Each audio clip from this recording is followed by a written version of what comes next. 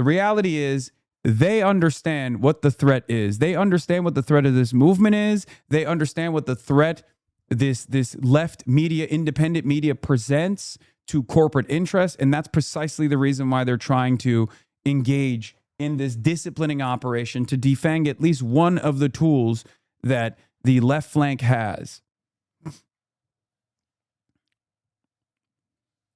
The threat I represent is not to the American population. The threat I represent is to profit seekers that want to paywall healthcare, that want to side with the bosses and stiff workers. That's the real threat. The threat is to their profit margins. That's it. It's not a threat to you. The economy. It strains credulity to suggest that it's the Republicans here are deflecting from the economy to talk about Israel. The DSA candidates talk about Israel obsessively. I didn't say that. I mean, look, I didn't say that. I guess what I'm asking is, well, here's how El-Sayed makes the point. What's the Republican message on the economy to counter the El-Sayed message on the economy, which is that we're trying to put more money in your pockets. We're going to do so by taxing the rich, by doing all these different things. What's the other argument? Step B, money in your pocket. Yeah, so the Republicans do have an economic message. That's a problem. The El-Sayed economic message. It's funny, by the way, they can't get the cancellation quote. Ironically enough, the right wing and Politico can't get the cancellation quote that they want after they've like battered every single fucking candidate in the head and bludgeoned every single candidate in the fucking head with like condemn us on. They're just gonna fake it. They're going to turn around and they're going to realize they're not getting the quote that they want. So then they're going to fake it. They're going to be like, oh, these candidates are distancing themselves from Hasan. They actually do oppose. Hasan Piker. They fucking hate the things that he represents. Okay?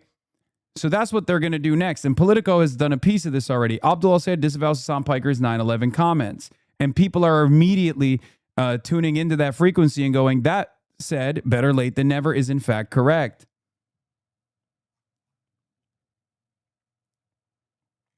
Do you see?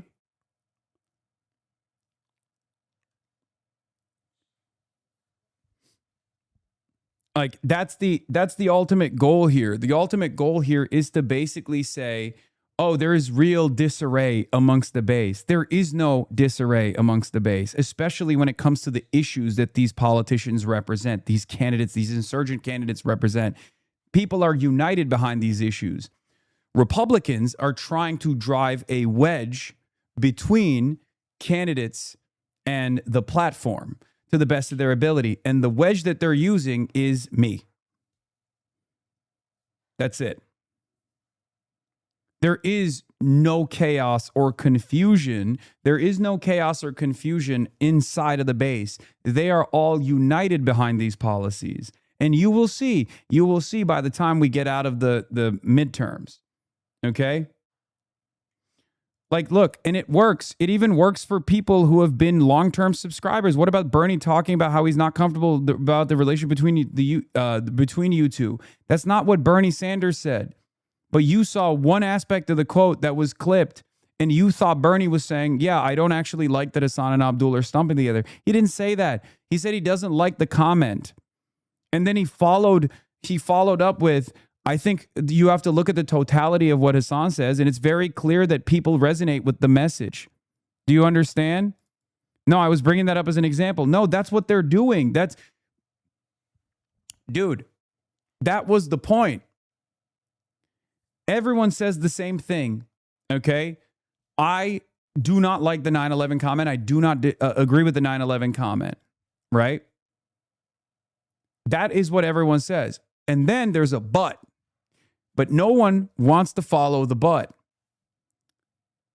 This is exactly what happened with Zoran as well. Oh, Zoran Mamdani disavowed Hasan Piker. He didn't. He disavowed the statement on 9/11.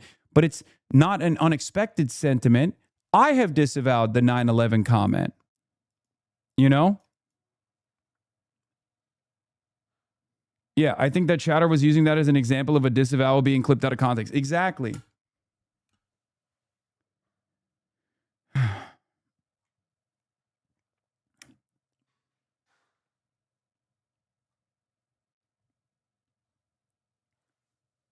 Yeah, the follow through on that is, look, we don't agree with the 9/11 comment. Having said that, it's clear that there is something that is resonating with the base, right?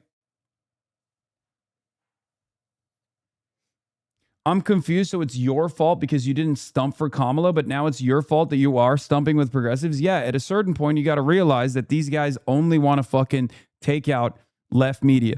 If it wasn't me, it'd be someone else. Okay? If I wasn't seen as this like magnet for hatred, as a representative of like, as representative being the most prominent critic of Israel and the most prominent leftist platform, it would be someone else. They'd be going after someone else. And sure, I take ownership over the way that I use language, the instances where I say things that are, definitely hyperbolic. I get that. I understand that. I'm an entertainer at the end of the day, which is what I was trying to explain in the Rolling Stone piece as well. And I try to make it as like dynamic as possible. And I think there's a reason for why it has resonated with a lot of people, right?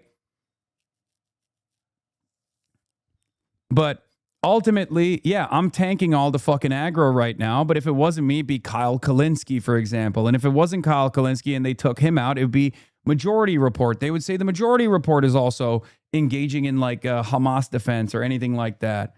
That's it. AOC responded to this perfectly. Okay.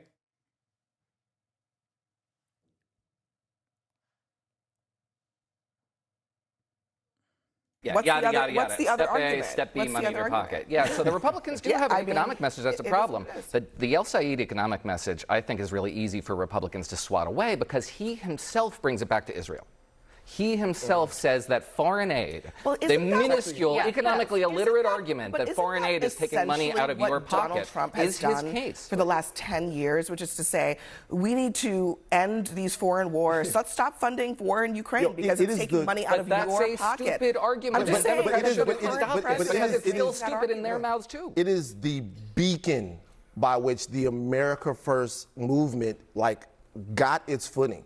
It is legitimately the bedrock of it. And by the way, you know as well as I do that there is a huge far-right insurgency that believes all of the same things in that kind of horseshoe.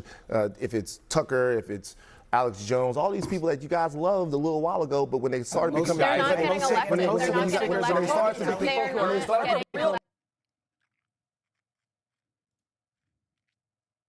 real elected to the U.S. Israel, Senate. when they start to become critical, not me. what I'm telling you is this, though. Number one, when I see him talk, what he does is he takes questions that he has asked, like on this network. Every time he's on this network, it's not the economy. It's Israel. And so he goes, let me kind of connect these two ideas about why I think that we should take money and not give it to Israel, not give it to any foreign power, and reinvest it into our cities and our states. So a lot of times he is making an economic message out of questions he's being asked because we're obsessed with litigating Israel every single time he comes up. All right, we'll have to leave it there. Next for us, now. All right. So yeah, let's get to the Sunday shows. There's a massive amount of commentary on here. AOC did a 20-minute hit. It was really good. We're gonna get to it right now. Alexandria Ocasio-Cortez joins ABC. Asked about her political future, she says anything is possible. Thank you for having me. Well, it's been a huge week. What does El Sayed's victory in Michigan say about the future of the Democratic Party? I think that we are in a time of renewal for the Democratic Party, and it's tremendously exciting for all of us, for the big tent of the Democratic Party. We have really an ascendance of a young, inspiring, exciting electorate, energizing wave of candidates that I think really inject a new energy to the Democratic Party and add to the toolbox of candidates that we have to win the midterm elections, hopefully in November. And as you'd seen progressives winning in a lot of these other primaries, it was often dismissed, people saying, oh, this is in very blue parts of the country, in big cities. But this is Michigan. I mean, this is battleground Michigan, and he won. Now he has the biggest test. Can he win in November? What does he have to do to win over those Democrats who opposed him? Well, you know, I think that this really is a moment, not just in Michigan, but across the country, where the party is unifying. The party is unifying, and it is focused on the November elections. We understand that our priority is the working class of this country, and we have to make the case that we're here to make people's lives better. And the Republican Party right now is jacking up prices, making housing impossible to afford. And we are focused on everything from healthcare to your grocery bill and making it more affordable for working people. You know, this week there was also a prominent Republican, I mean, a very prominent Republican, who said something. It's kind of interesting that what has taken place is that we have become the serious ones, right? The left flank was often presented as like being childish, okay? Having pie in the sky ideals and representing a totally unrealistic scenario that doesn't appeal to the broader working class movement, right? And that left media is also deeply unserious. Left media is deeply unserious. We don't actually talk about the real issues, all this stuff. And what's really interesting is it's actually the media that hyper focuses on silly shit. It's the media that hyper focuses on hyperbolic clips or negatively framed clips and demands that candidates fucking disavow Twitch streamers and shit. Meanwhile, when I have a candidate on, we're talking for 2 hours about policy. And the candidates that we have on our side are the ones who are actually saying, look, here is how we're going to solve these crises. Like, there's a real crisis taking place in America. Here are our policy solutions to said crisis. And the establishment Democrats, on the other hand, perhaps one of the greatest examples of this, are deeply invested in online beefs. They're very petty. You know? Like, Haley Stevens is quick to support Abdul Sayed, and I really respect her for doing that, and I acknowledge it. Having said that, however, it bears repeating. It bears examination to look back at her final days in the primaries. Abdul Sayed was talking about money in your pocket, money out of politics, Medicare for all. Abdul Sayed was talking about universal child care. Abdul Sayed was talking about Medicare for all. Haley Stevens was talking about how people were making fun of her voice and the cool kids online were making fun of her, and how, Abdul Sayed was going to a Maoist pool party.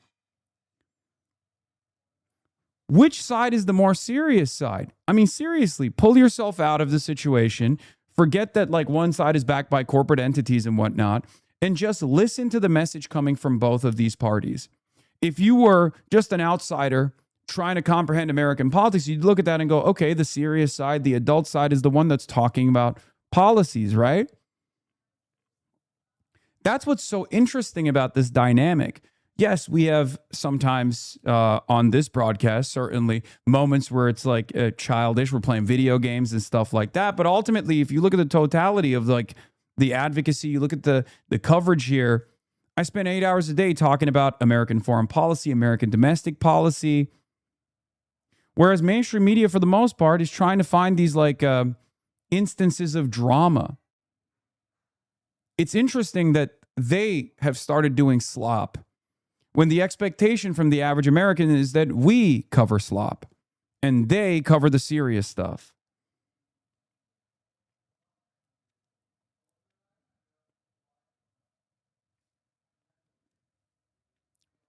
It's a very, very interesting predicament. It's a very interesting dynamic that we found ourselves in. Things about wealthy corporations profiting, effectively fleecing Americans. It sounded a lot like what I've heard you said. I want to play this and see your reaction. Sure. They're making too much money, okay? Based on a shortage, they're making too much money. I don't like it. When you look at one company where they made 12 times what they made the year before, they're going to give some of that back to the public. And they better cut the retail price, the consumer price. Well, that was Donald Trump, obviously, talking about oil and gas companies and high gas prices. What did you make of that? I think that everyday people, everyday Americans, we can see the very large gap between what Donald Trump says and what Donald Trump does. And so Donald Trump may be saying that oil companies are making too much money, but what Donald Trump is doing is starting a reckless war in Iran, having closed-door meetings with oil companies before his election, saying, you know, you give me money, you give me campaign contributions, and I will do whatever you want. And so what we have seen, everything from Supreme Court rulings to Donald Trump's own policy, is what he is doing is jacking up the price, not just at the pump, but at everything that you buy that requires the transportation of goods. And so he can say whatever he'd like from the Oval Office, but I think people are more looking at what he chooses to do. But that's a reflection of what he is seeing the people care about, what the people are thinking. And, you know, to the president's credit, he comes from television, and he's very responsive to public sentiment. And so he knows what he needs to say. But again, none of that is going to lower the cost of your rent or your mortgage. None of that is going to lower the interest rates that you're paying. None of that is going to make your grocery bill more affordable. And what we want to know and what we want to see is action. All right, I want to go back in time just briefly to 2018 when you won. And you absolutely shocked the political world. We saw the pictures of you that night. You were obviously shocked that you had won. You probably don't recall this, but I interviewed you. That's crazy. Northern Lion is right there. He's always there, man. Northern Lion, the OG woke. Shocked that you had. The Canadian agent. Like, what's he doing over here? You know what I mean? I wasn't even in the room, but he was. Is Northern Lion behind the growing socialist movement in America? What the hell? Won. You probably don't recall this, but I interviewed you hours later, the next morning, and let's just play just a little bit of that. Sure. Judging from the reaction that we all saw of you on television, it seemed to surprise you as well. It did. You know, I wasn't even checking the election results at all. I wasn't even following the precincts coming in. We had driven straight to our little party at a little billiard spot in the Bronx, and we hopped in, and I just kind of walked into a TV set, and I looked at the screen, and I saw not only the numbers, but what those numbers were, and it was a complete shock. So, I mean, you sound there a lot like you sound today, but you've changed as well, right? How have you changed since you came in as this insurgent rebel at odds with the Democratic leadership? How have you changed? You know, I think life has a way of really weathering you and adding to your context and your experience. It humbles you, but it also emboldens you in a lot of ways. And I think it has been the greatest privilege of my life to be able to represent the working people of my congressional district. And I think some of the ways that it's changed me has been to be able to come in with so many aspirations for our country, and then to have the remarkable opportunity to be in the arena and try to make the country a better place, challenges and all. And I love that it's hard. I love that I have to, and I get to, engage with people from all across the country, elected officials from all across the country, to try to actually fulfill our dreams to guarantee health care to every American. And you continue to push for change in the Democratic Party, but you're also one of the most prominent figures in that party right now. Your endorsement is incredibly valuable. I've noticed that this time around, this election cycle, you have not endorsed candidates that were challenging Democratic incumbents in the House. And somebody took note of this. A fellow progressive wrote recently, the headline in The Hill was, "Today's cautious AOC would not have endorsed the AOC of 2018." Because you were obviously running against an incumbent. I mean, that's probably correct, right? What's your thinking there? You know, I wasn't endorsed by anybody when I was running. Your friends. Yeah, just some friends. So yeah. I wasn't endorsed by I don't think I was endorsed by a single elected official when I was running for office. And You know, I think when I see so many of these incredible insurgent candidates that are running today, that's part of what makes me so proud of them, is that they